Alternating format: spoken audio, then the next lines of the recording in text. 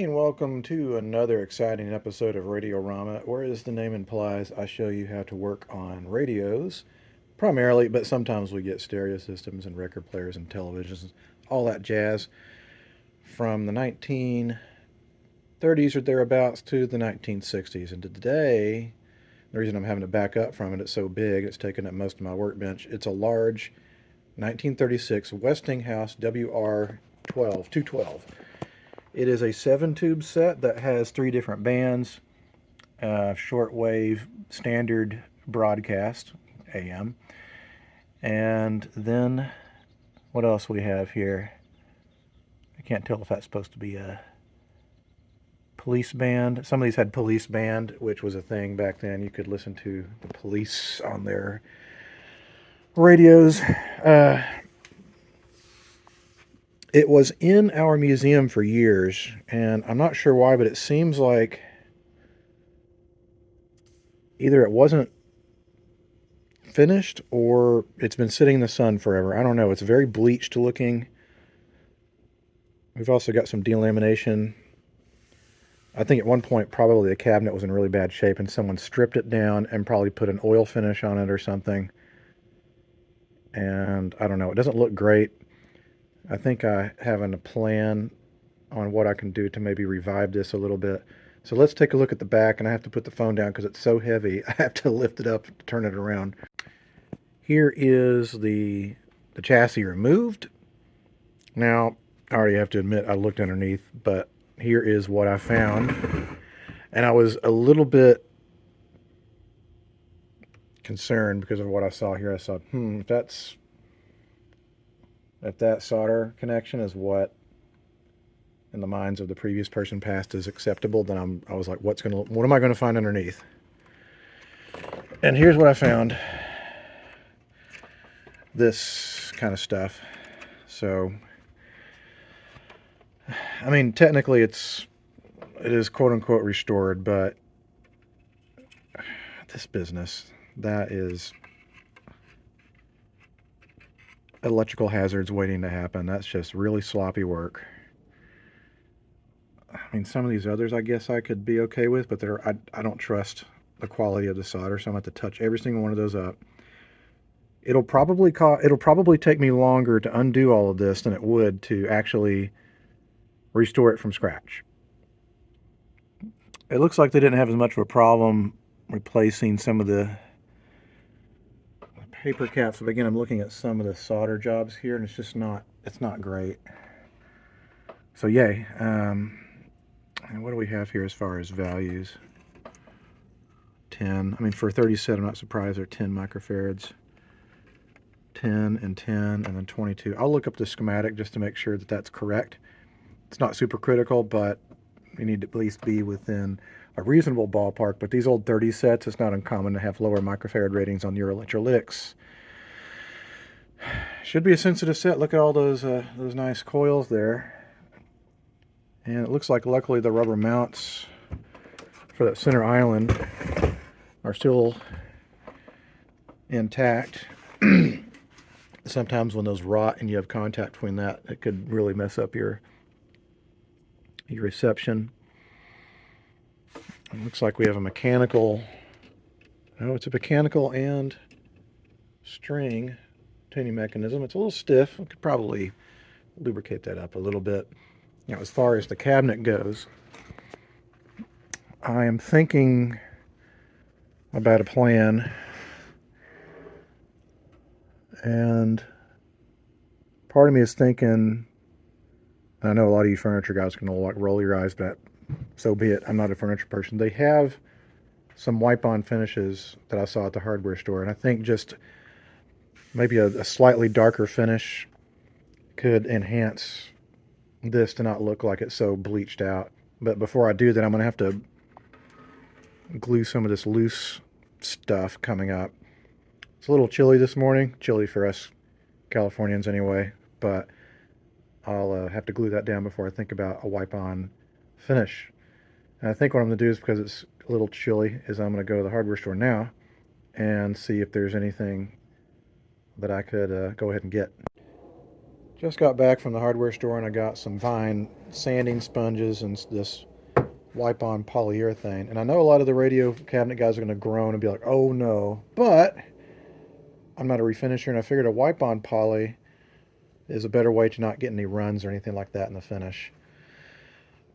I've been watching old reruns of the New Yankee Workshop, which has been showing up on YouTube. I used to watch that show every Saturday when I got done with my hardware store job that I was working at when I was in college.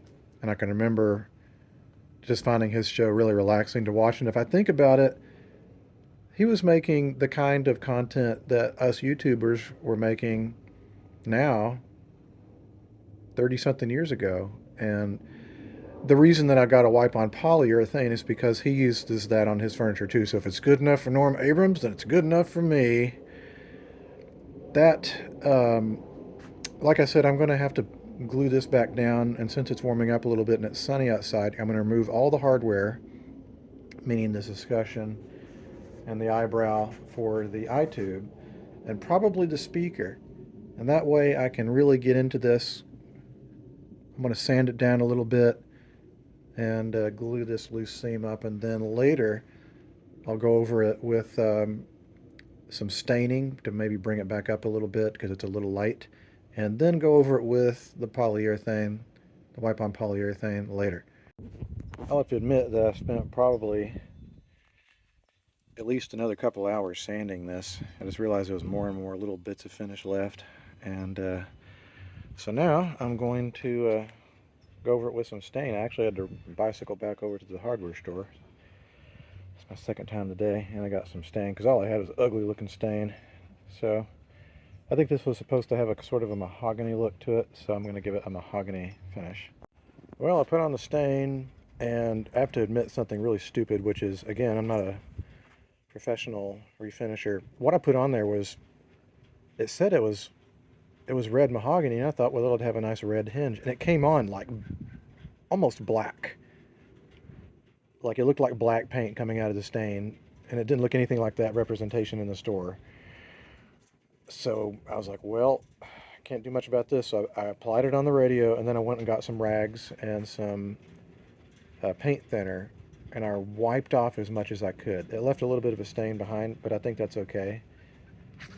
It's got some interesting patterning to the wood here. There's definitely some darker areas in the center there, but I think when I put the finish on there, it's going to look quite nice. I think this, I looked at pictures of these, and these were kind of dark. They weren't light. So I'm hoping that's a closer approximation. And for a minute there, I was like, great, now I'm going to have to wait for that to dry and sand it all off. But I was like, no, quick, to the to the paint thinner. Now that we've got the cabinet sort of situated for the moment, I'm going to start replacing these electrolytic capacitors. It's just a matter of kind of rerouting things. It looks like these are kind of old too. Maybe they're not that old. They look like maybe they're from, I don't know what I'm talking about. Could be anywhere from the 90s to the 2000, who knows. But like, there's no reason to have that amount of lead when you can, you know, this is, everything on this is chassis ground when it comes to these electrolytics. You could have cinched it up and made your lead go from there to there. So I'm just going to replace all of these with these guys.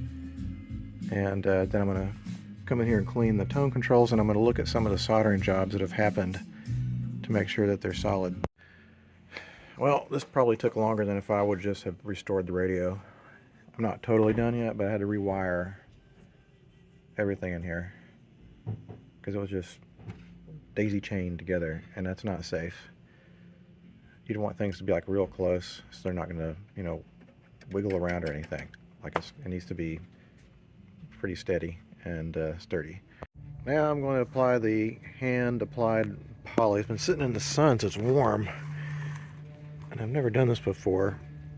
It says apply a liberal amount onto the rag and rub it into the wood.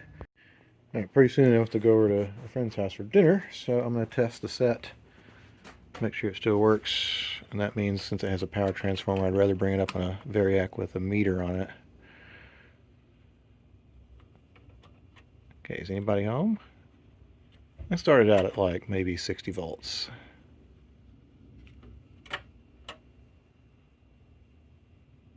well. Doesn't seem to be drawing much.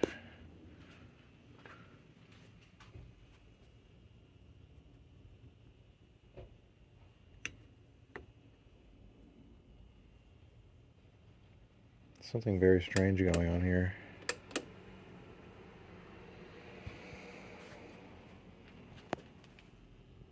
Got pilots, but they're really dim.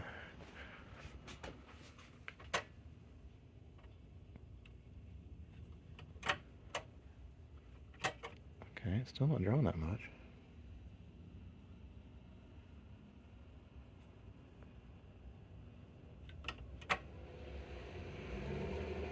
All right, well, so much for that. Let's see.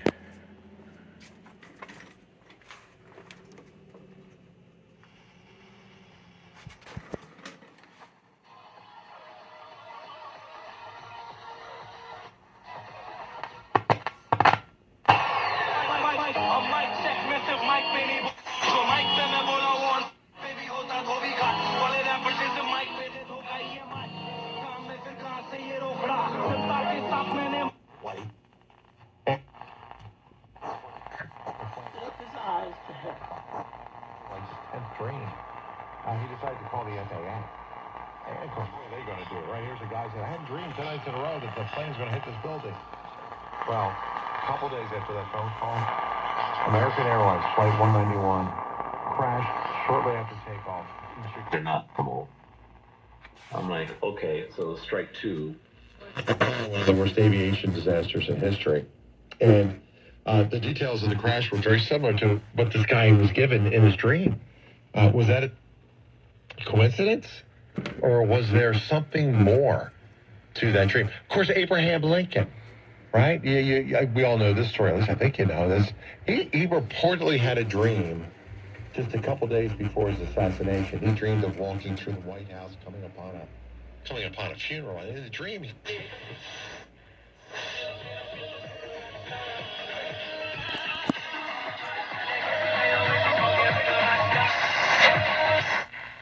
disturbed by that dream, that he mentioned it to his wife and even to some friends. Something seems to be rattling on the speaker. It could be not rubbing.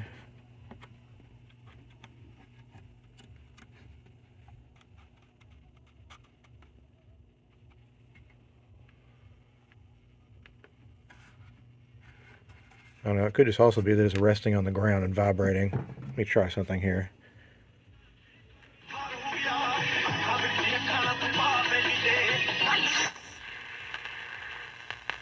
Sleep Disorder Center, Sleep Laboratory, and he's back with us once again. Doctor, it's good to have you. Good afternoon.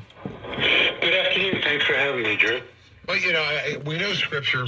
There's lots of examples of how God communicates through dreams. We have these weird events where people had a dream not to get on a flight and it crashed, or the Lincoln dream. Explain to us, if you could. I know you're a scientist. Why do we dream? What's the purpose of it? And what is a dream? Well, so there's a visual manifestation of some process. Could be it's going to improve once you get it back in the cabinet.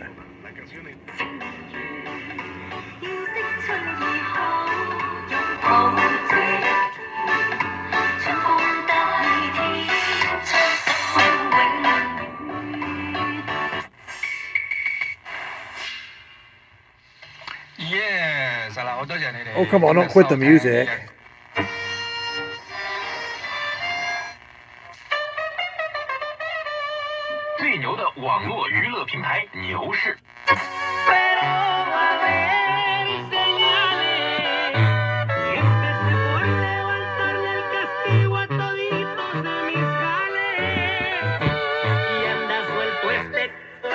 You know what I think it is? Like, that speaker just resonates at certain frequencies. You got this strange brass or copper spider there. And someone had fixed it with some glue, and it was a stiff glue that had cracked, so I put a flexible glue there.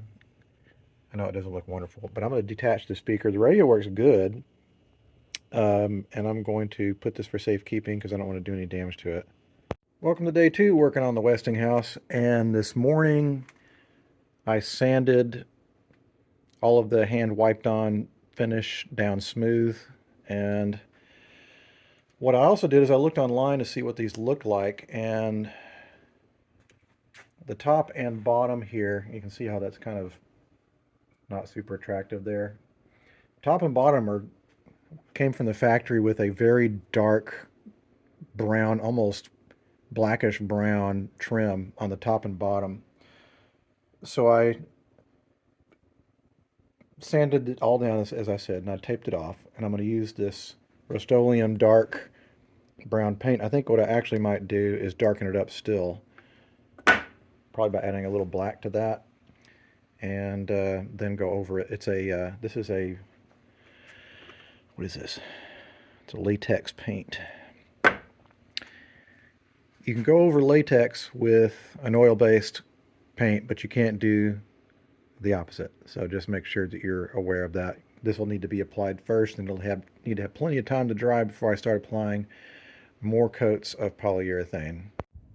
And here is the result. Now obviously got masking tape on there for the lines, but what I did is I kept on gradually adding more and more black to the brown to get it just about where it should be, which is about this color. So now I'm going to peel all the tape, or the masking tape, off and let that sit for the rest of the day. Here we are with all of the masking tape pulled off.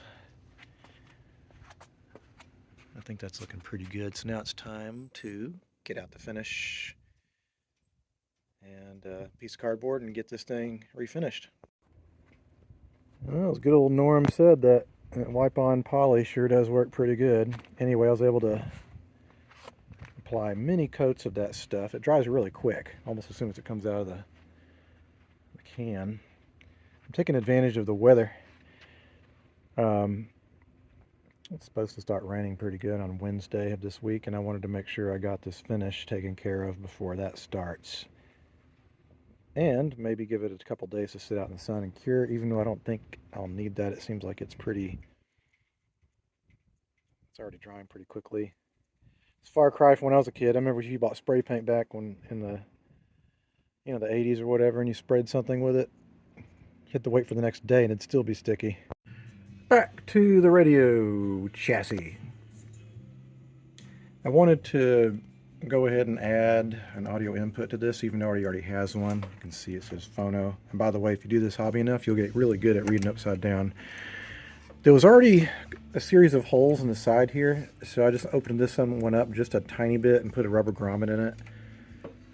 And here's the back of the phono connection, and I was looking here to see what would make sense as far as what's positive and what's negative. And the fact that this is running to the grid of 6K7, and I'm thinking 6K7 might be, what is it in this thing? Does it even say? I think it's first audio maybe. So if that's the case, then that would make sense. But let's see where this green one goes, because green usually means audio. Not usually, but sometimes, or oftentimes it can. I can't tell where it's going here.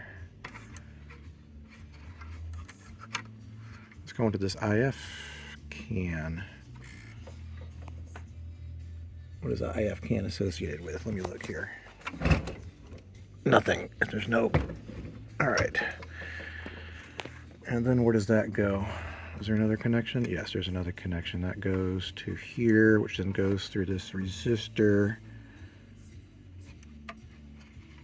And then that resistor has a positive, or a green wire going to one side of volume. And that's the top of the volume, because the other side is going to chassis ground.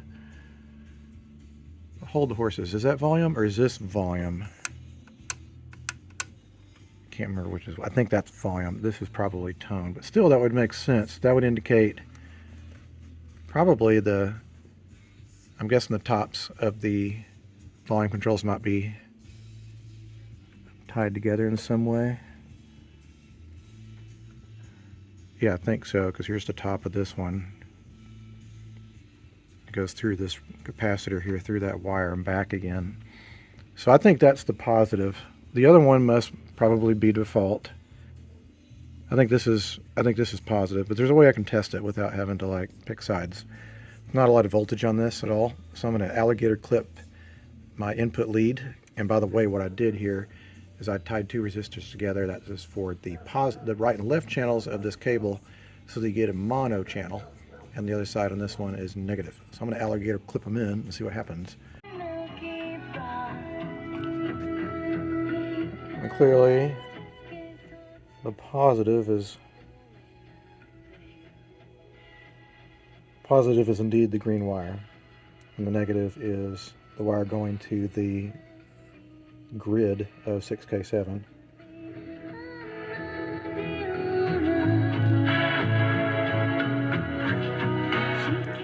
I have to pinch myself sometimes and tell myself this radio is almost 100 years old.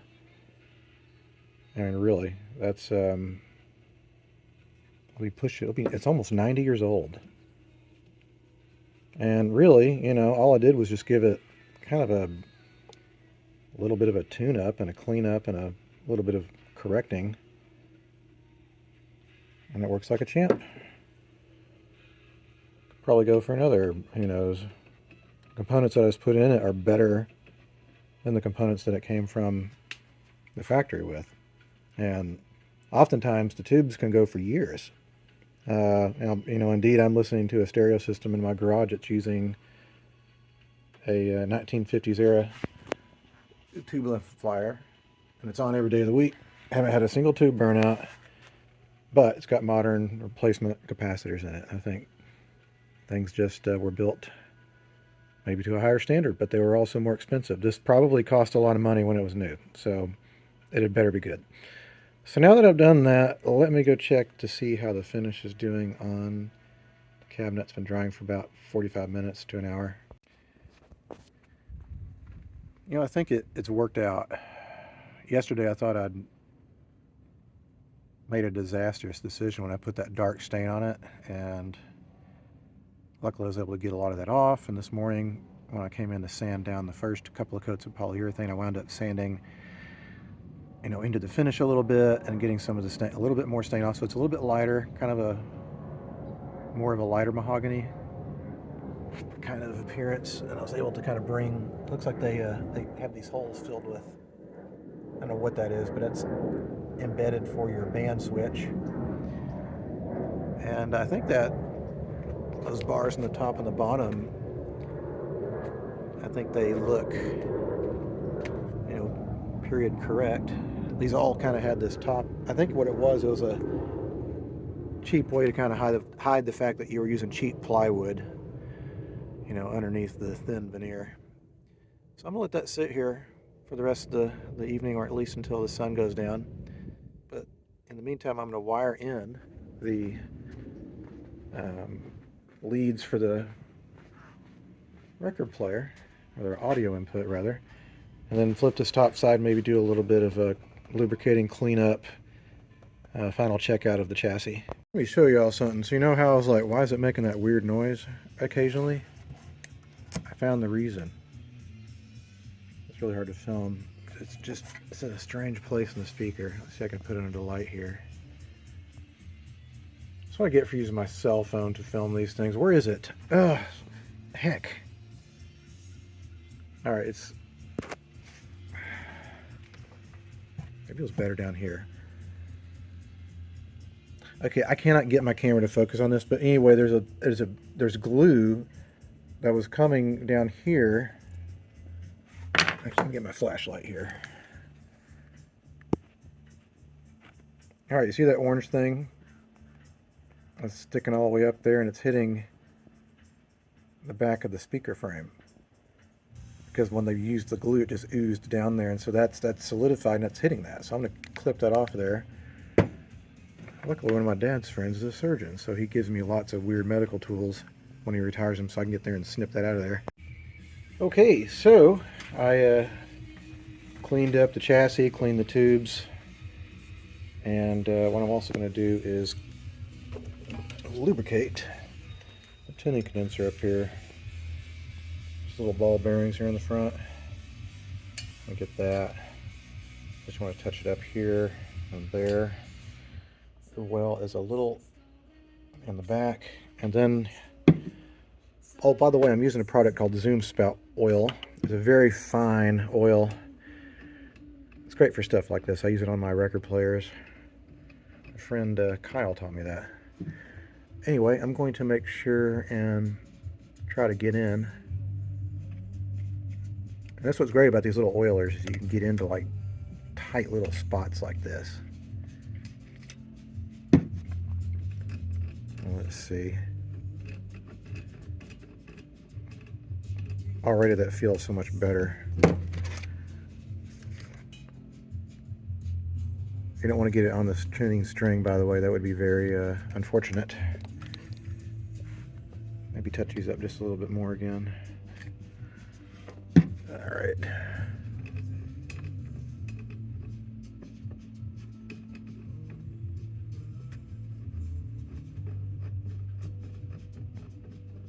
Okay, I see there's one more little thing down here.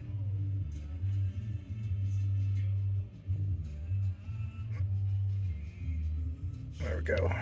Okay. Ooh, that's nice. Just little things like that add up. I'm going to make sure that these bulb sockets are good and cleaned up, and squirt them with a little contact cleaner. And then it'll be time to put this back in the case.